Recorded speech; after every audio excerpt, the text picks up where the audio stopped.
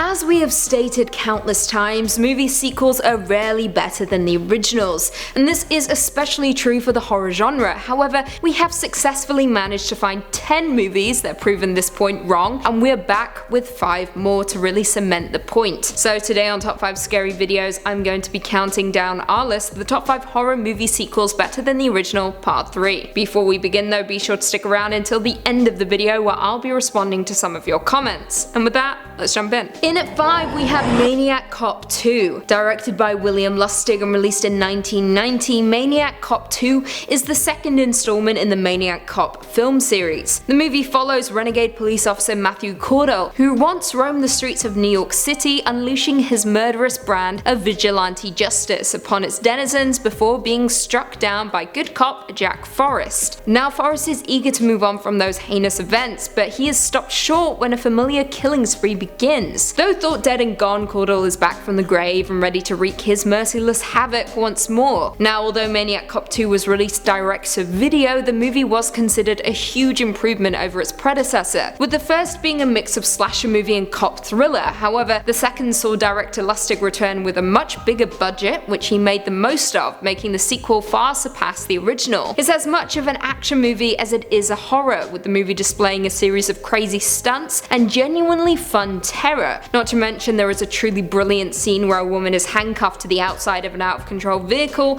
during a hair-raising car chase through the streets of New York. On top of that, it stars fan favourite Bruce Campbell of Evil Dead fame, so you know it's going to be a damn good time. The movie garnered a 60% approval rating, with the general consensus reading, "A thinking man's exploitation film, improving on the 1988 original." Not to mention Lustig considers Maniac Cop 2 to be his best film, stating, "It was the film where I felt as though myself and my crew were really firing on all cylinders, and I think we made a terrific B-movie." In at number 4 we have The Purge Anarchy. The Purge Anarchy is a 2014 dystopian horror film written and directed by James DeMonaco. It is a sequel to 2013's The Purge and the second installment in the Purge franchise. The plot goes as follows. One night per year, the government sanctions a 12-hour period in which citizens can commit any crime they wish, including murder, without fear of punishment or imprisonment. Leo, a sergeant who lost his son, plans a vigilante mission of revenge during the mayhem. However, instead of a death-dealing avenger, he becomes the unexpected protector of 4 innocent strangers who desperately need his help if they are to survive the night. Now, although the first movie paid little attention to the outside world,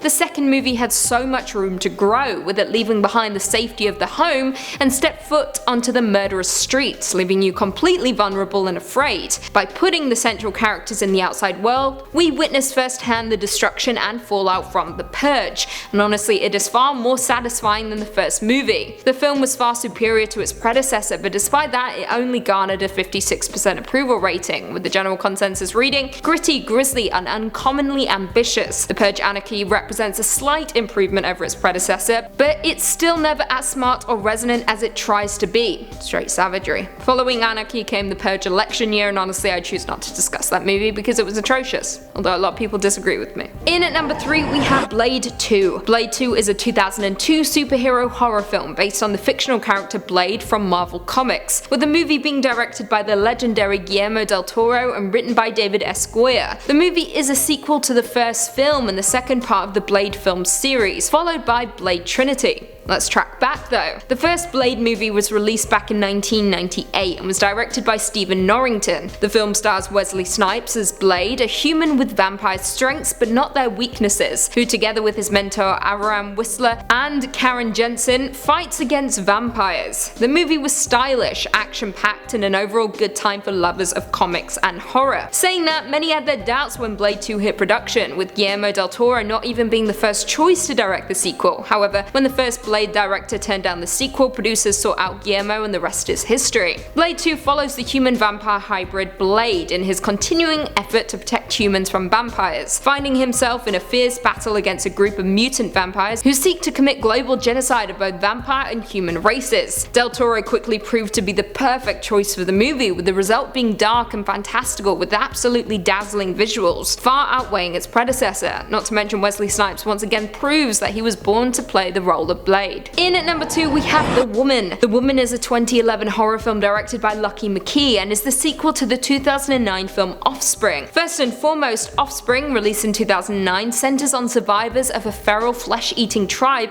who abduct locals. Now jumping forward to The Woman, a lawyer puts his family in jeopardy when he captures the last member of the violent clan and tries to forcibly tame her. Pollyanna McIntosh reprises her role as The Woman, a feral from the clan of inbred cannibals inhabiting the northeastern coast. As you would expect, the line gets uncomfortably blurred throughout the movie as you struggle to figure out who the real monster of the movie is, the lawyer or the feral woman captive in his cellar. Throughout, the woman is subjected to horrific forms of torture in order to rehabilitate her, with The Woman being equally as brutal as its predecessor, with both movies being based on the novels by Jack Ketchum. Both are equally as brutal as each other and both difficult films to swallow. Not to mention it has an epic finale that forces you to question your own morals. The Woman is a favourite among horror movie fans, with the film currently holding a 72% approval rating. The general consensus reading: strange, audacious and aggressive, The Woman is an uneven horror flick that gained viewers with a wildly bloody finale. And finally, coming in at number 1, Bride of Frankenstein. The Bride of Frankenstein is a 1935 science fiction horror movie and the first sequel to the 1931 film Frankenstein. Now, the original movie of course starred Colin Clive as Henry Frankenstein, an obsessed scientist who digs up corpses with his assistant in order to assemble a living being from dead body parts. The resulting creature, often known as Frankenstein's monster, is portrayed by Boris Karloff. The movie was the first of its kind, with it beginning with Edward Van Sloan stepping from behind a curtain to break the fourth wall and stating, "How do you do?" Mr. Carlamel feels it would be a little unkind to present this picture without just a word of friendly warning. We're about to unfold the story of Frankenstein, a man of science who sought to create a man after his own image without reckoning upon God. It is one of the strangest tales ever told. It deals with the two great mysteries of creation, life and death. I think it will thrill you, it may shock you, it may even horrify you. So if any of you feel that you do not care to subject your nerves to such a strain,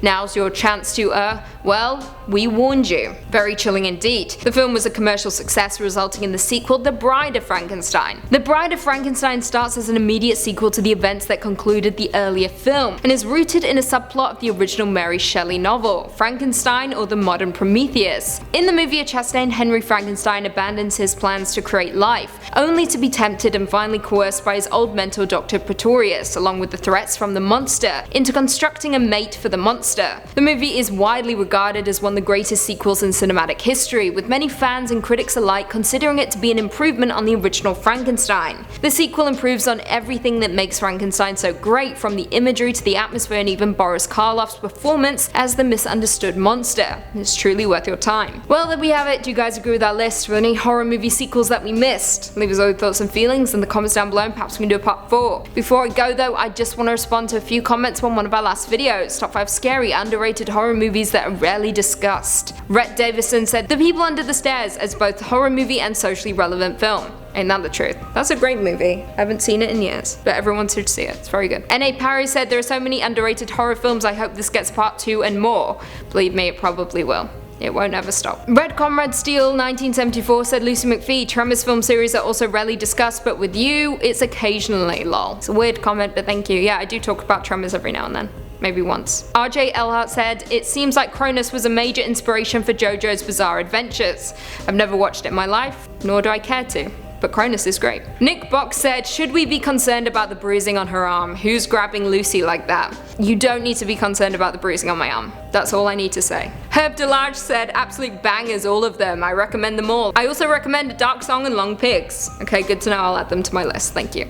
And on that note, if you haven't already, be sure to give this video a big thumbs up, subscribe, and turn on notifications so you never miss another scary vid. And until next time, I'll see you later. And dermatologist. Is that right? Tired of talking. Wish it was top 3. Oh no. Oh no. Can't speak. I'm just done. Nick Brock said, should we be concerned about the bruise? Oh god.